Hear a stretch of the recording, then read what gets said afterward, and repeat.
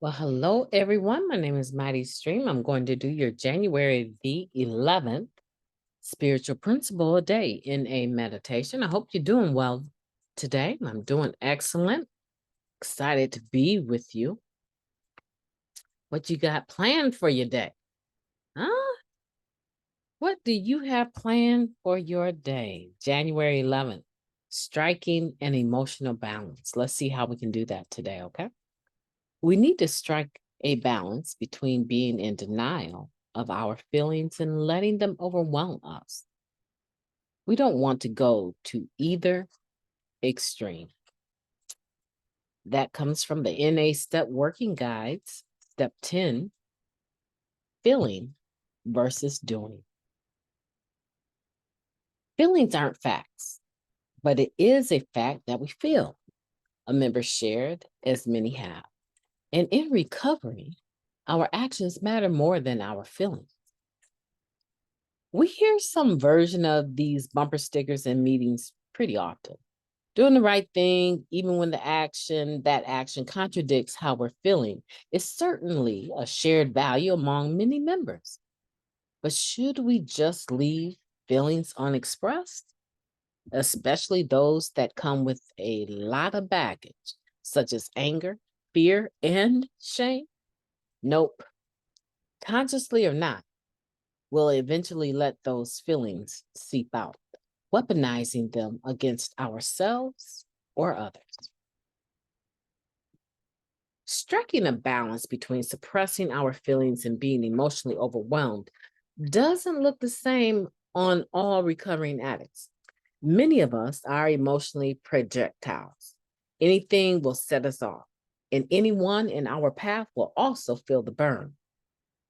And for others, avoidance is our strategy. We rather deny, deny. And while it's true that we should take caution when letting our emotions drive our actions, we should not deny that feelings are real. They are also temporary, which is why other members may suggest we take a pause, breathe, scream into a pillow, and or talk about how we're feeling with another addict. Seeking emotional balance is a practice, not a state of being we arrive and stay at. As with all aspects of recovery, there's no perfect way to negotiate and monitor our practice of emotional balance. We aren't self-programming robots that can curate a perfectly authentic set of emotions that don't swing too far in any unreasonable direction. Lucky for us and those around us, we are clean and we can lean on the tools of NA to help keep us from imploding or exploiting.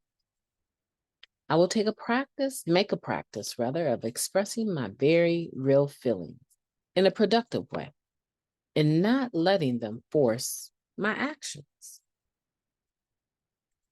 That's a beautiful meditation. Let's take a moment of silence, followed by the we version of Serenity Prayer. Moment of silence now, please. Thank you. God, grant us the serenity to accept the things that we cannot change, the courage to change the things that we can, and the wisdom to know the difference. Just for today, please and thank you. Striking an emotional balance. I think the other day I was talking about how sometimes our pendulum, when it comes to our feelings, our emotions, swing so far left, and then, we're not reactive.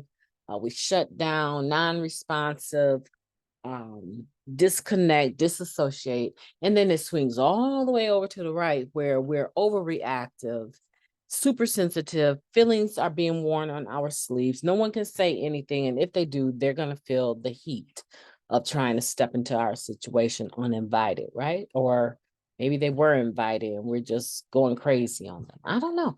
But I was talking about how that pendulum swings left to right and how we can't necessarily stop it from swinging because we're humans.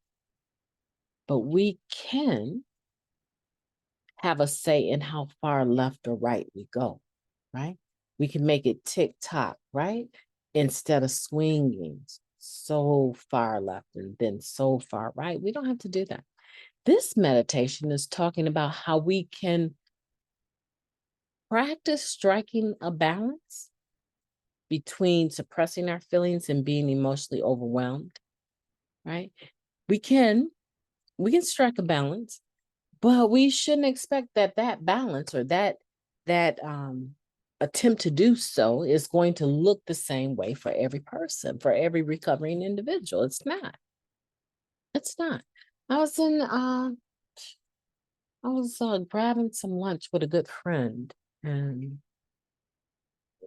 we really were just trying to kill some time.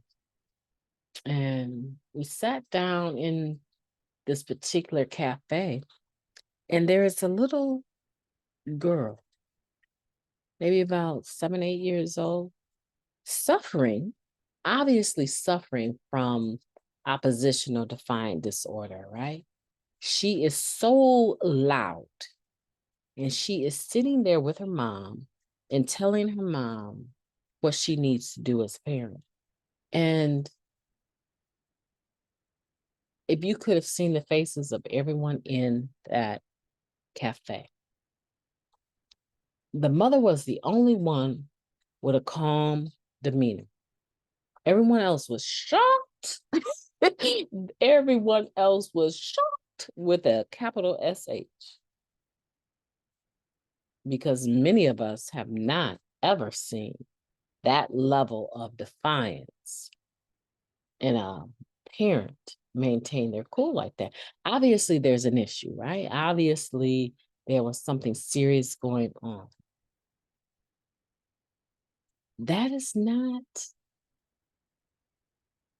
not everyone's response, nor should we expect it to be. Just as many people as there are in this world will be how differently we can all respond to any given situation. The same situation will ignite different responses, but we can practice reducing the extremism, right? We can do that. We have the opportunity to practice that. And guess what? This is my point of view. I don't know about anybody else, but I believe that this training ground called Narcotics Anonymous that I am in affords me the best opportunity to level the playing field, to even the ground that I'm on with others. This gives me the best opportunity to practice it so that when I leave your presence, our recovering community, I don't leave my recovery. I practice these principles in all my affairs, and it gives me the best shot at winning, right? The best shot at winning, because you all know who I am more than anyone else, and you've embraced me unconditionally. Now, I was sitting with one of the men from our recovery home, also killing some time. I can't tell you why I was killing time with so many people, but I was also killing some time with one of the gentlemen in our recovery home. And we were talking about boxing. And I love boxing. I have 2 bags downstairs. I have a bob downstairs. So many gloves in this house for boxing gloves. And I was just recapping for him this particular fight between Miguel Cotto and Margarito. And I was telling him that Margarito had these wraps that when he would sweat, unbeknownst to anyone, they became like cement, right? And Miguel Cotto ended up taking a very brutal beating, not understanding what he was up against. And as we were watching the fight getting started and they're making the entrance and the introductions, I said, can you imagine coming into a fight with your belt as a champion. You're coming into a fight and you don't even know, as you're making your entrance, before you even get the first punch, you have no idea that this is a fixed fight. You have no idea that this person is coming with every intention of cheating their way to victory. And by the time the fight is over, your face looks like a truck has driven over it. He has never encountered, ever, that level of damage, except for this one fight in all of his fights. And then it comes out in a different fight after that, that the guy was cheating. And so they started looking at video for Miguel's fight, and they found out that when they took his gloves off, there was red, like pinkish red stains, because his knuckles were bleeding, right? And so they gave him another fight, and Miguel retired the gentleman, right? H.O.O.D retired him. But the point that I'm making is that there's nothing worse. There is absolutely nothing worse than being in recovery.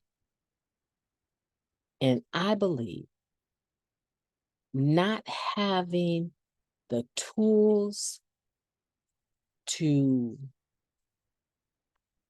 win because we've chosen not to do the work so that we can have the spiritual principles that we can then apply to every circumstance, all of our affairs.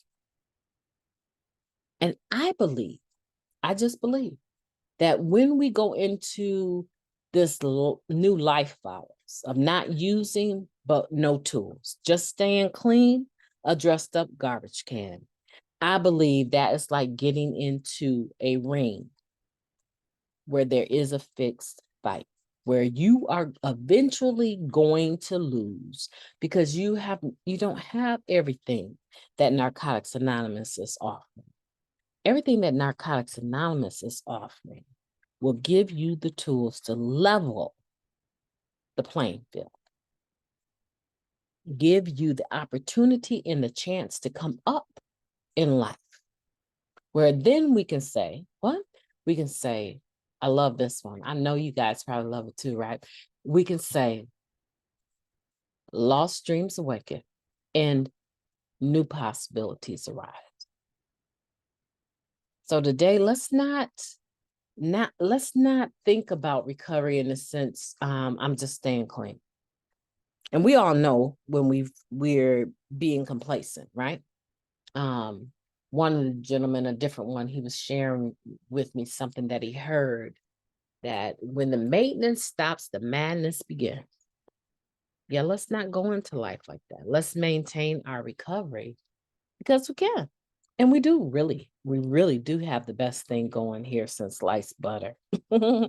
I think so. Sliced butter bread, rather, right? So I want for you to have a beautiful day on purpose. I hope you will promise me. If you're listening, type, I promise, right? Promise to have the best day possible in the comments below. Just say, I promise. I promise. You remember that song? Yeah. It's a commitment. It's a commitment to the process. I know you can do it, and I'm going to do it too. I'm going to type, I promise as well. I will talk to you tomorrow. Have a beautiful day.